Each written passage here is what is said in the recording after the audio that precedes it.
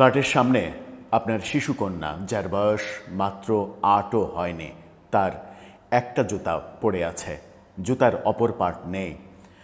আপনার মাঝে একটা অশুভ চিন্তা ভর করলো, পাগলের মতো ছোটাছুটি শুরু করলেন। সেই জুতা কেন একটা, শিশুটিকে খুঁজছেন, খুঁজতে খুঁজতে পাগলপ্রায় অবস্থায় হঠাৎ বুঝতে পারলেন যে আপনার পাশের ফ্ল্যাটের সব দরজা খোলা থাকলেও একটি দরজা বন্ধ আছে। তারপরের ইতিহাস হয়তো আপনারা সবাই জেনেছেন। আজকে মিরপুরে যে রোমহর্ষক ঘটনাটা ঘটেছে, মাত্র 8 বছরের এক শিশুকন্যাকে নিয়ে, সেটা বলে দেয় বাংলাদেশের প্রকৃত অবস্থানটা কি। বাংলাদেশের মানুষ সত্যিই যে মানবিকতা বিবর্জিত একটা পশুতে আমরা পরিণত হয়েছি, তার সর্বশেষ উদাহরণ দেখলাম আমরা মিরপুরে। শিশু রামিসা কি অপরাধ করেছিল, সেই প্রশ্নের উত্তর খুঁজছেন তার বাবা, কিন্তু বিচার চাইছেন না। আর এই ঘটনাকে কেন্দ্র করে ফেসবুকে এক ধরনের গুন্ডা, পান্ডা, জানোয়ার, শূকর, তারা নষ্ট কথাবার্তা বলছে নানা ধরনের স্ট্যাটাসের কমেন্টে গিয়ে। তারা ওই শিশুটির বয়স নির্ধারণ করার চেষ্টা করছে, শিশুটির সাজগোজ নিয়ে কথা বলছে, এবং তাদের চেহারাতে রয়েছে একটা লেবাস। চলুন একটু মিরপুরে যাই।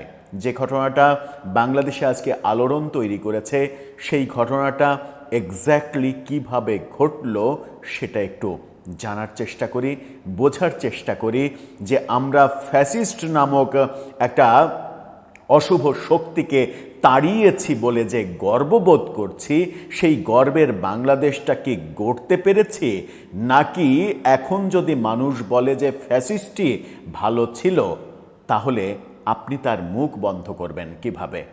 থাকবেন পলিটিক্স টিভির নিয়মিত আয়োজনে।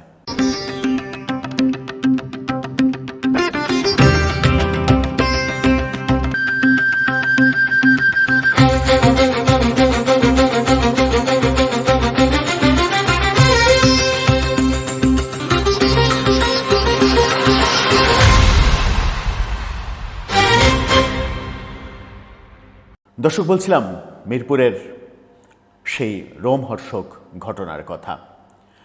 যে ঘটনাটা ঘটিয়েছে, সে তার স্ত্রীকে সাথে নিয়ে ঘটনাটা ঘটিয়েছে। তার পশুর চাইতেও অধম যে মানে নগ্ন মানসিকতা, সেই মানসিকতা, যৌন যে ক্ষুধা, সেই ক্ষুধা নিবারণের চেষ্টা করেছে, এবং সেই সময় সে তার স্ত্রীকে সাথে রেখেছে। এ কেমন স্ত্রী? স্ত্রী ধরা পড়ার পরে বলেছে তার স্বামী বিকৃত এই যৌন রুচির মানুষ, তাকেও মাঝে মাঝে বাধ্য করে।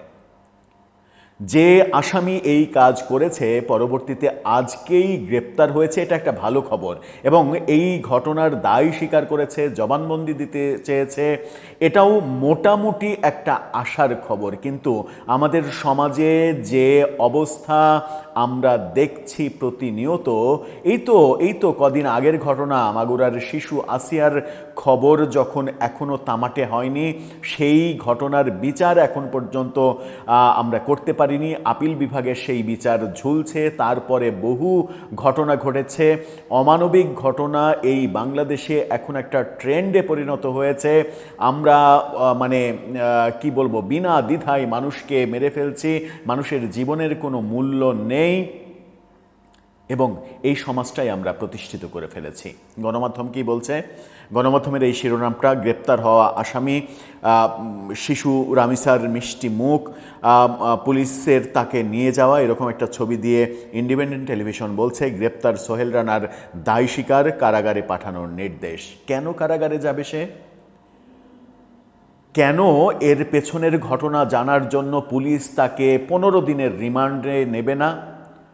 খুব সিম্পল ঘটনা। যদি মানে ওই সন্ত্রাস বিরোধী আইনের মিথ্যা বিভিন্ন ধারায় আপনি যদি আওয়ামী লীগকে গ্রেপ্তার করতেন, তাহলে আপনি কতদিনের রিমান্ড চাইতেন, কতভাবে এই মামলাটা সাজাতেন? এই মামলায় কেন আদালত এই মানে কুখ্যাত জানোয়ারকে কারাগারে পাঠাবে রিমান্ডে না দিয়ে? অনেকগুলো প্রশ্ন সামনে আসে এবং যে ঘটনাটা ঘটেছে সেই ঘটনার একটা ফটোকার্ড মানে সারমর্মর ফটোকার্ড আপনাদেরকে দেখাতে চাই এবং মূলত সারমর্মটা বলে তারপরে এই ঘটনার ভেতরে একটু ঢুকতে চাই। এই ফটোকার্ডটা দেখে নিন। 7 বছরের শিশুর সাথে বিকৃত যৌনাচার, নৃশংস হত্যা, খুনির সহযোগী নিজের স্ত্রী। 7 বছর বয়স, সবেমাত্র 2য় শ্রেণীতে উঠেছিল রামিসা।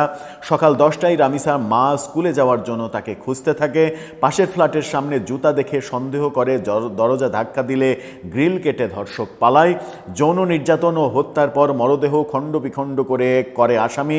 এ কাজে সহযোগিতা করে স্বয়ং তার স্ত্রী। রামিসার বিচ্ছিন্ন মাথা শৌচাগারে আর শরীরের মূল অংশ পাওয়া যায় খাটের নিচে। এই গল্প শুনে কোনো মানে সুস্থ মানুষ কি আর সুস্থ থাকতে পারে? অথচ আপনাদেরকে দুটো ফটোকার্ড দেখাবো, তারপরে একটু ঘটনার বিস্তারিত যাব। এই ফটোকার্ডটা দেখুন, কতটা মানে নৃশংস জানোয়ার এই সমাজে পয়দা হচ্ছে। এই কমেন্টগুলো দেখলে আপনারা বুঝতে পারবেন। একজন কমেন্ট করেছে, সে লিখেছে রামিসাকে নিয়ে একটা পোস্টে সে লিখেছে, মিথ্যা মনে হচ্ছে, পরকীয়ার গন্ধ পাচ্ছি। আরেকজন কমেন্ট করেছে, এই মেয়ে ক্লাস 2তে পড়তো, মিয়া বানোয়াট কাহিনী মনে হচ্ছে। আর এক শুকর ছানা সে পোস্ট করছে, এ মেয়ে তো যুবতী, রসে টসটসা, ক্লাস 5-এ উঠছে। আপনি চিন্তা করতে পারছেন যে এই সমাজের অবস্থাটা কোথায় গিয়েছে? আর একটা কমেন্ট আপনাদেরকে দেখাতে চাই, যে কমেন্ট দেখলে এবং সেই কমেন্টের ব্যক্তির চেহারা দেখলে আপনি বুঝতে পারবেন যে এই সমাজটা যাদের নৈতিক কথাবার্তায় পরিবর্তন হওয়ার কথা ছিল, তারা এই সমাজের লেবাস ধরে কি করছে। এই পোস্টটা দেখুন, প্রথম আলোর এই পোস্ট।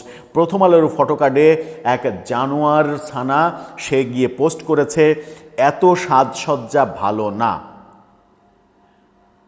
আমি এর নাম কিংবা পরিচয় বলে তাকে অনেক বেশি হিরো বানানোর চেষ্টা করতে চাই না।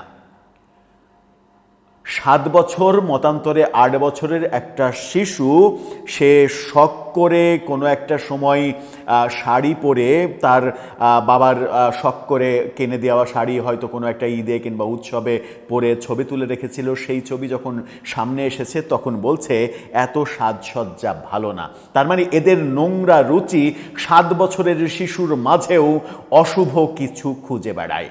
এবং এরা এই সমাজে, আমাদের এই সমাজে ধর্মের নামে ফতুয়া দিয়ে নানা ধরনের মানে বেহেস্ত প্রাপ্তির কাহিনী আমাদেরকে শোনায়।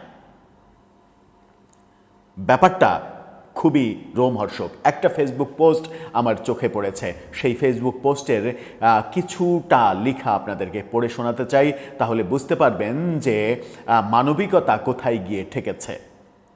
ফ্ল্যাটের সামনে আপনার মেয়ের একটা জুতো পড়ে আছে, অপরটি নেই। আপনার কলিজায় কামড় দিল অশুভ এক চিন্তায়। আপনি পাগলের মতো ছুটাছুটি করতে লাগলেন, বিল্ডিংয়ের প্রতিটি ফ্ল্যাটের দরজায় ধাক্কা দিতে লাগলেন মেয়ের খোঁজে।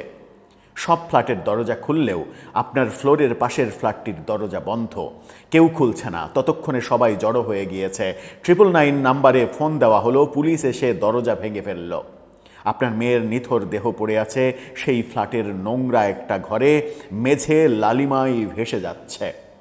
আর বাথরুমের বালতি থেকে পাওয়া গেল আপনার সেই প্রিয় মুখটি, যে মুখটিতে জন্মের পর থেকে আজ অবধি এঁকেছিলেন অজস্র চুমু।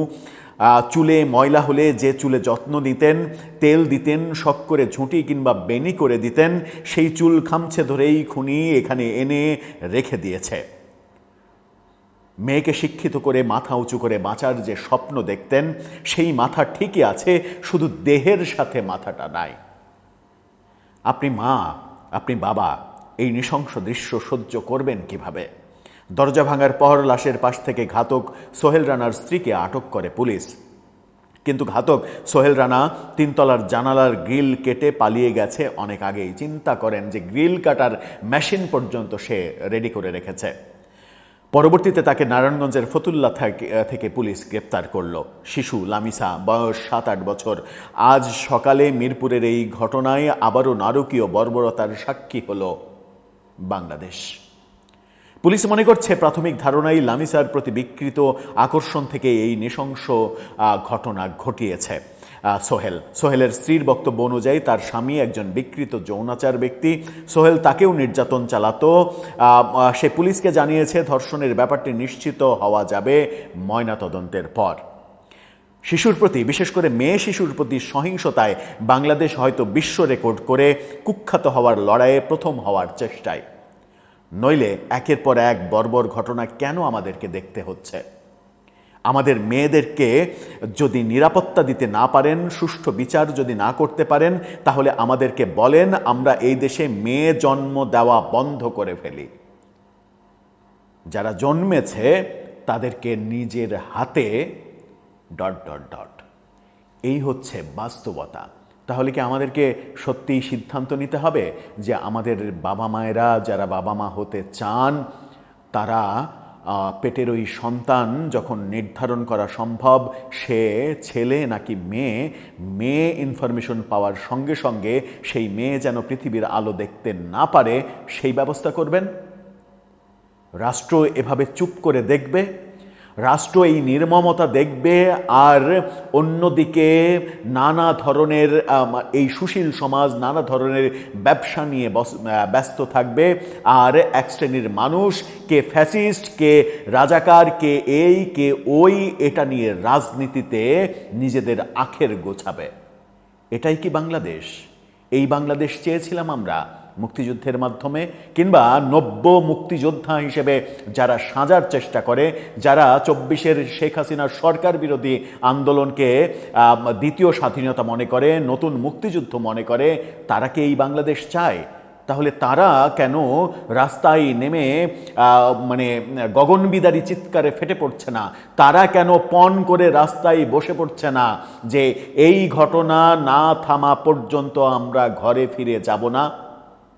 নিজেদের স্বার্থ উদ্ধার করার জন্য এই বাস্তবায়ন ওই বাস্তবায়নের জন্য আমরণ অনশনের নাটক করছে যারা, তাদের কি হৃদয়ে এতটুকু কম্পন সৃষ্টি করতে পারছে না এই ঘটনাগুলো? অবশ্য তাদেরকে বলে লাভ কি? 500 শিশু হামে মারা গেছে, তাদের তো কোনো ভুরুক্ষেপই নেই। তারা বরং বলে যে জুলাই সনদ বাস্তবায়ন হচ্ছে না আর আপনারা আছেন হামের টিকা নিয়ে।